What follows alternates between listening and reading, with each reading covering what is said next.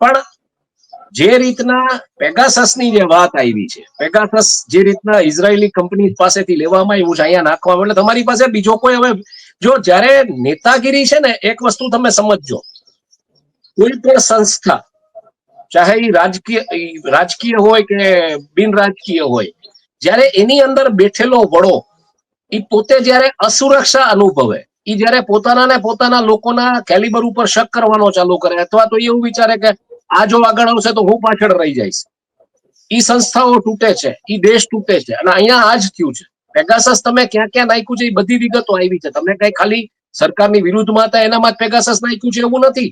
તમે તમારા લોકોની અંદર પેગાસસ ટ્રાન્સપ્લાન્ટ કરાવ્યું હતું, ઇન્સ્ટોલ કરાવડાવ્યું હતું. તમે એ જોતા હતા કે એ લોકો તમારી વિરુદ્ધ કઈ કરી રહ્યા છે કે નહીં.